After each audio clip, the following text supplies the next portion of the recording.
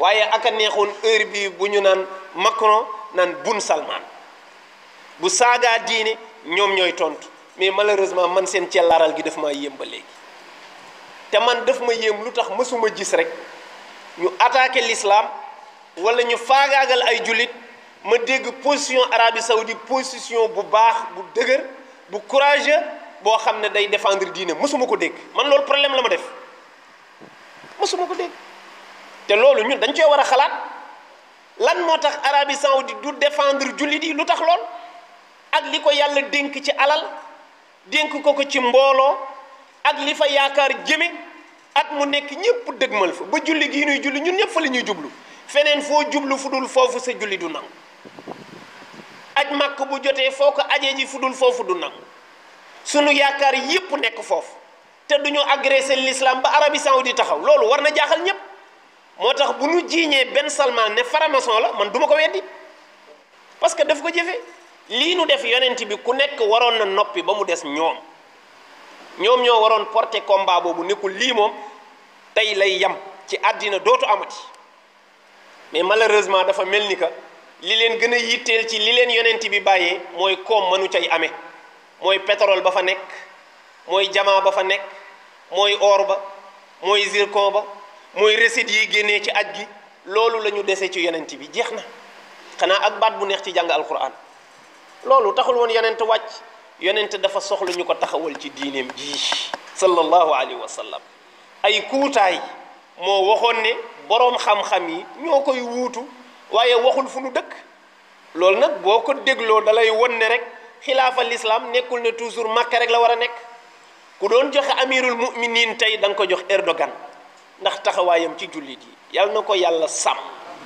te dëgëral ko Erdogan ne Macron bopp bi feesul dafa soxla ñiy faj xel yi dañ ko war a yóbbu fi ñuy fajee xel yi pour ñu xool bopp bi waaye wax boobu daf ko metti boo xam ne dafa mujj yónnee Turquie jël ambassadeur am ba fa nekk pour wan ka ne ko damay dagg relation bi lim ko wax daf ko metti neexu ko waaw Macron mu tekkiwul dara ñu ne ko yow sa xel mi neexul mu mer ba Union européenne yëpp di dal ci kaw Erdogan neen ko li mu def rafetul parce que Macron kilifa la njiitu réew la kenn waru ko adressé yenn mots yu doy di yooyu di ko tëkkale ay dofa ki ay faju xel ñu ne ñoom loolu rafetul te ñoom ñi ngi seetaan ñuy saaga yonent bi ma ne waaw ñii moom ndax ñi ngi wér ku mën a saaga yonent nga sëgg ñu ne Macron xel mi neexul nga ne lu tax ñu di ko wax loolu parce que kilifa la beneen bi ci des mooy fii Sénégal am ay xale yu lakk drapeau France wala lakk photo Macron ñu ne loolu ñàkke teggin Macron la ak ñàkke teggin réewu France ba dugal leen ci kaso bi waaw léegi yonent nag kon lan la moo tax dama tiit ci noppi président de la république président Sénégal amul droit noppi ci lii amul ci benn droit daf ci war a wax parce que bi Charlie xewlee saaga yonent bi ñu rey ko dafa jël fii avion dem ba France ne je suis Charlie te Charlie mi muy wax ne maay Charlie moo saaga yonent bi tey ñu saaga yonent bi mu sëgg nee nañ mënu ci wax lu tax mënu ci wax lan mooy gàllankooram ba mënu ci wax man waxuma julli la mbaa du julli loolu affaire am la waaye boo jiitee 95% musulman ñii naan 97 musulman ñu saaga seen yonent le minimum nga solidarité ak ñoom même boo ca bokkul yow nga massawu leen wane ne ñi ma jiite lii ñu teg seen kaw man d'accorduma ci loolu mooy li gën a néew waaye ñàkk wax jooju mooy seytaane bu muuma la yonent bi waxoon asaakitu anil xaq seytaanun axas yonent ne yenn dëgg yi ku ci noppi seytaane bu muuma nga moo tax Mame Mbaye Niang en tant que ministre ñu ne ko waaw lu tax président noppi ci mbir mi mu ne non mënu ci wax parce que jiitewul réewu jullit